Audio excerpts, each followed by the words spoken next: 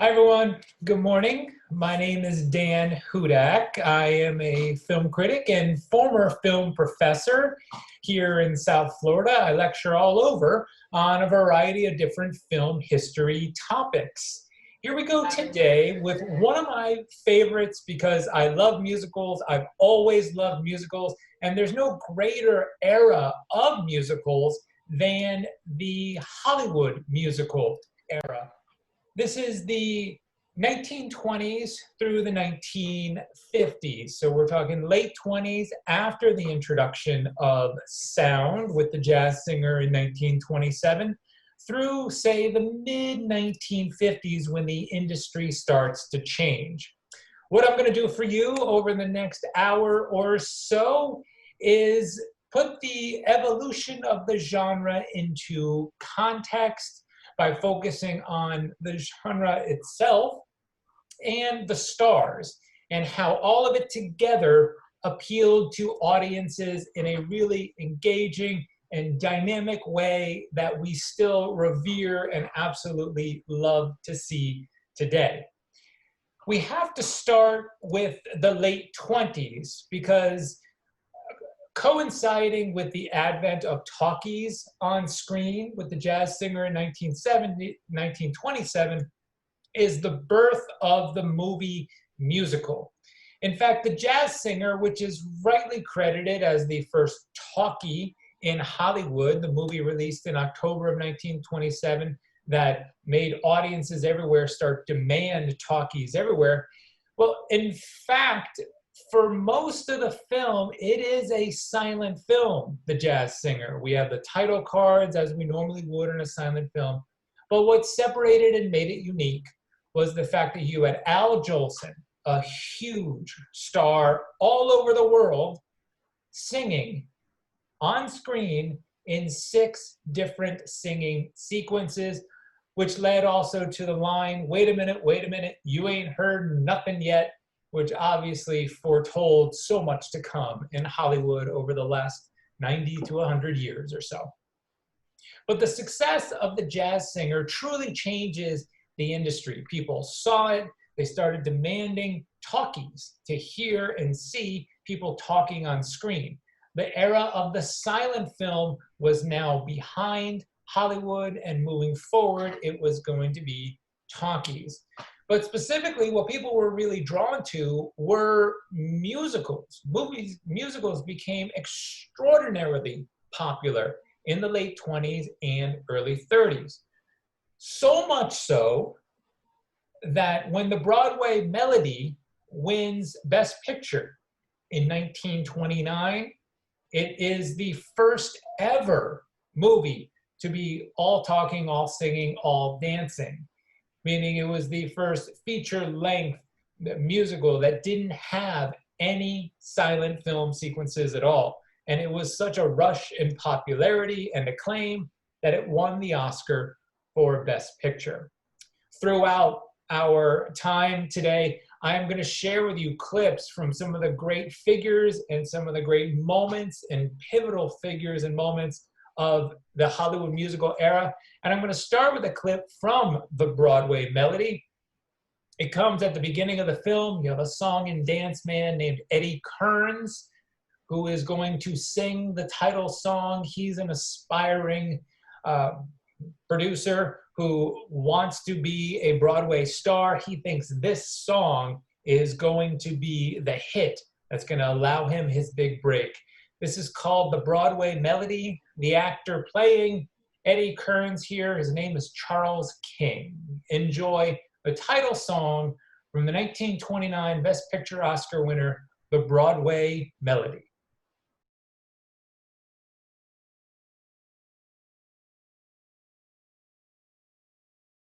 The film was a huge success. It prompted people to demand more musicals, which led to more than 100 musicals being made in Hollywood in 1930 alone. Remember, this is the era of the Hollywood musicals. So even though these musicals will be set anywhere, all over the world, they were made in Hollywood, mostly on the studios and backlots of the major studios at that time.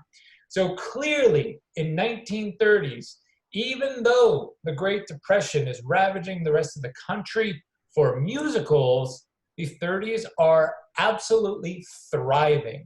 Why and how? Well, the genre itself is a perfect form of escapist entertainment. When you see people break into song and dance to express their emotions, it breaks reality, but at the same time, it allows insight into the characters, what they're thinking and feeling. Later on, songs would start advancing plots and moving the story along as well. 1930s were so popular for musicals that we had 3 more Broadway melody films at MGM. We had 4 big broadcast musicals at Paramount, the last of which, the big broadcast of 1938, was the first time that Bob Hope sung his signature song, Thanks for the Memory. Also, we had 5 Gold Digger films at Warner Brothers in the 1930s.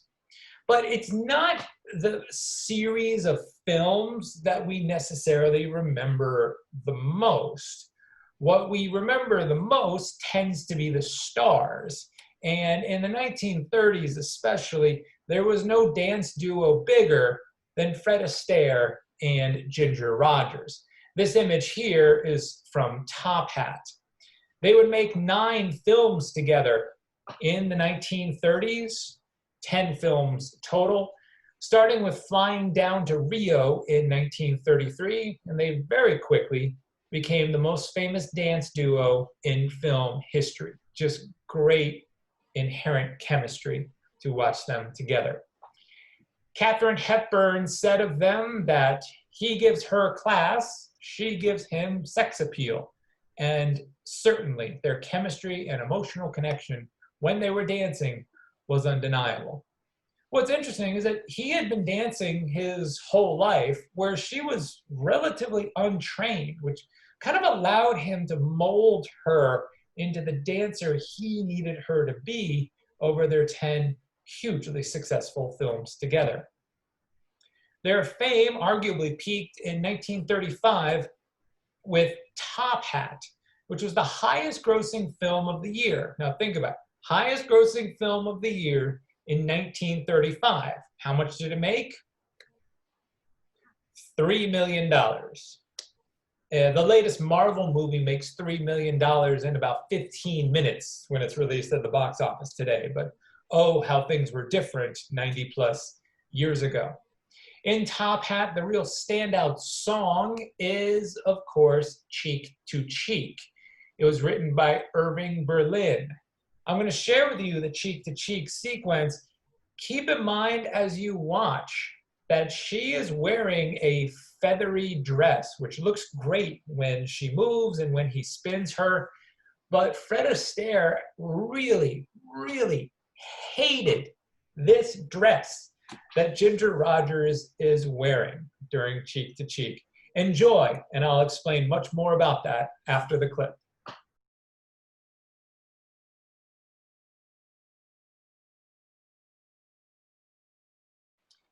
Cheek to Cheek was a Best Song Oscar nominee in 1935, but it lost. Can you believe it? Cheek to Cheek lost the Best Song Oscar. It lost to Lullaby of Broadway from the Gold Diggers of 1935. Lullaby of Broadway could very well also be a song that you are familiar with. Did you notice how the camera didn't move very much? It kept its distance from Fred and Ginger here, and that really allows the grace and the elegance of the dancing to take center stage. You can appreciate the movement and their chemistry and how well they move and work together. What's ironic is that they were very much at odds with one another while they shot this sequence. They were not getting along at all. Here you have one of the most famous dance sequences in all of film history, and great chemistry is certainly on display. And who would have thought that Fred Astaire and Ginger Rogers were hating one another when they shot it? As the story goes, he did not want her to wear the feather-filled dress. He thought it was annoying to have feathers flying as they dance, feathers in his face, all of those things. But she insisted on wearing the dress, hence the rift between them. It undeniably makes the sequence more appealing and it looks terrific. So we have to say she was right about insisting on wearing the dress. Thankfully, Fred Astaire also acknowledged that she was right once he saw the sequence on film. He started to understand where she was coming from, led to a greater respect that he had for her. So in an effort to mend fences, Fred Astaire gave Ginger Rogers a locket of a gold feather after the production wrapped in an effort to mend fences for their little disagreement. Now, Ginger Rogers was in about 20 movies before she first collaborated with Fred Astaire in 1933. And one of those movies was the classic film 42nd Street, which was directed by Busby Berkeley. Now, Busby Berkeley was a director and choreographer who loved, in the early and mid-30s, to create extraordinarily elaborate production numbers using chorus girls, props, trick photography, mirrors, you name it, he would use it. The camera could and would go anywhere at all, including underneath women's legs as they are swimming and pointing up, as I'm about to show you in the scene I have for you from a film called Footlight Parade. The kaleidoscopic fantasy sequences would almost always take place in some form of augmented reality in Busby Berkeley's films, including water, as we're going to see in the sequence from Footlight Parade.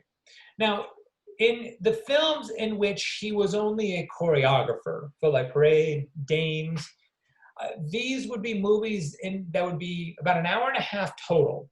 And Berkeley, as the choreographer, wouldn't even watch the first hour of the movie, but the last half hour he knew was his showcase to show off all of the cool things that his imagination could come up with.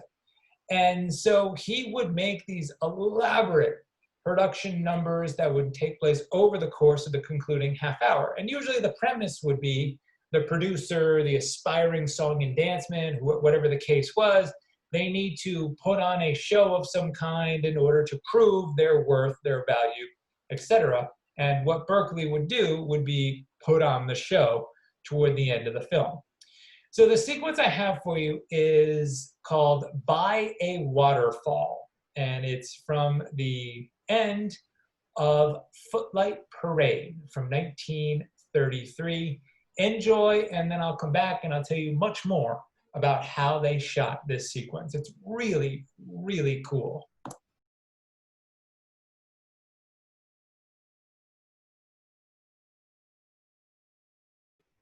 I love that sequence. So creative, so much imagination on display, and then it's incredibly well executed on top of everything else. An estimated 100 swimmers were part of the sequence. Berkeley used a 40 by 80 foot swimming pool that filled an entire sound stage on the back lot at Paramount. The walls and the floor were made of glass, and before shooting started, the swimmers took 2 weeks to practice their routines and rehearse. The actual filming itself lasted 6 days, and it required 20,000 gallons of water per minute to be pumped across the set. Busby Berkeley's goal was always to top what he had done before, and for a solid 5-year stretch, he succeeds in doing so. But as the numbers got more elaborate and more expensive over time, they also got less practical. And so Berkeley eventually evolves by the late 30s into just directing. And his most notable credit includes the Judy Garland and Mickey Rooney collaboration, Babes in Arms. More on that in just a moment. Here are Judy and Mickey in an image from Love Finds Andy Hardy. Rooney, of course, the star of the Andy Hardy films throughout the 1930s. In total, Mickey and Judy would appear in 10 films together in the 30s and 40s. Now, Rooney was a star first. In fact, Rooney is one of the biggest stars in the world from 1939 to 1941, thanks in large part to the Andy Hardy movies. And she doesn't really emerge until later in the decade. In the films in which they would star together, she would often play the friend, not the lover, of Rooney's character, which sadly mirrored real life in that Judy Garland had a crush on Mickey Rooney that he didn't reciprocate, even though, if you know anything about Mickey Rooney, he wasn't exactly turning down women when they wanted to be in his bed. They made 10 films together. Babes in Arms, directed by Busby Berkeley, is probably their best known. That film was released in 1939. In that film, they play Mickey and Patsy. They are the children of vaudeville stars who are attempting to prove themselves to judgmental producers with a song that I'm guessing will sound familiar to you, even though you don't expect to hear it in Babes in Arms here. I'll tell you where else you have heard this after you enjoy the clip. Here are Mickey Rooney and Judy Garland singing Good Mornin' from Babes in Arms.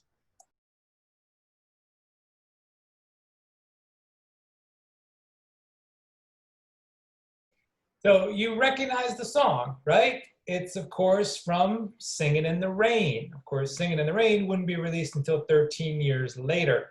It's important to keep in mind that at MGM, they had a whole stable of songwriters who would churn out content, and those songs would be used in the MGM musicals from the dawn of the musical in the late 20s through the mid-50s. It encompasses the entire period of the Hollywood musical era. In Singin' in the Rain, which we'll discuss later on, Singin' in the Rain uses a lot of recycled songs from the MGM canon from the prior 25 or so years. Now, at age 19, which is what Rooney is here, he is the youngest ever actor nominated for Best Actor at the Oscars. This is especially impressive in 1939, considering that his competition that year was Laurence Olivier from Wuthering Heights, Jimmy Stewart from Mr. Smith Goes to Washington, Clark Gable from Gone with the Wind, and the eventual winner, Robert Donat from Goodbye, Mr. Chips. It is one of the best years ever for the Best Actor Academy Award. Rooney made history by being the youngest person ever nominated for a lead actor award. A year earlier, Rooney was given a special juvenile Oscar, an honorary juvenile Oscar for his body of work. Now, the juvenile Oscar was something that was given out first in the mid-30s, and then through the early to mid-50s, it was given to a child star who had done substantial work, always in an honorary fashion. There were about 15 or 20 honorary Oscars given out through the years. Now, would you believe that Babes in Arms was MGM's highest grossing film of 1939? This is especially impressive given another Judy Garland musical from 1939 that is now much better remembered. That musical is, of course, The Wizard of Oz. And lest you want to check the stats, The Wizard of Oz was released in August of 1939. Babes in Arms released in October of 1939. This very much speaks to the star power of Mickey Rooney at this time. The Wizard of Oz would not become the sensation and beloved classic that we know it today until many years later when it would play every year on TV and just become so beloved.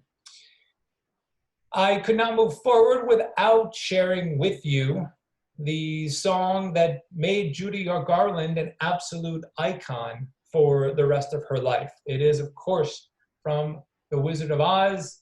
The song is Over the Rainbow, and she's singing it as her character Dorothy is pondering what else life may have to offer her other than her small Kansas farm. Enjoy the arguably greatest song in all of film history. Judy Garland singing Over the Rainbow.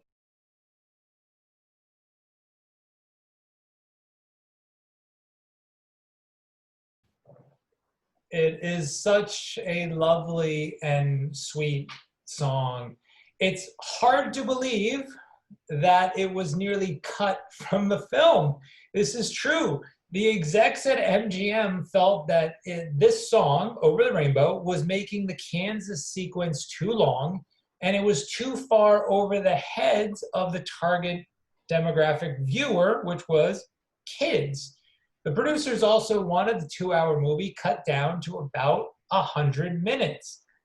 Thankfully, Arthur Freed, who was the head of the MGM musical unit, fought to keep the song in, and it's a good thing he did because it became the most famous song of Judy Garland's career, her signature song that she would perform in concerts throughout the rest of her life. It was also in a 2004 list of the 100 greatest songs in American films that was distributed by the American Film Institute. Over the Rainbow was listed number 1, as in it is the greatest song in all of American film history. Judy Garland did receive a Juvenile Oscar for her work in 1939. Remember, Rooney received a Juvenile Oscar a year before. She would be nominated for 2 competitive Oscars in her career. Best Actress in 1954 for A Star is Born. She lost that year to Grace Kelly in A Country Girl. And she'd be nominated in 1961 for Supporting Actress for Judgment at Nuremberg. And she would lose that year to Rita Moreno from West Side Story. Even though she never won a competitive Oscar, spiritually you can say she did. Renee Zellweger, of course, won the Best Actress Oscar just this past year for playing Judy Garland in Judy.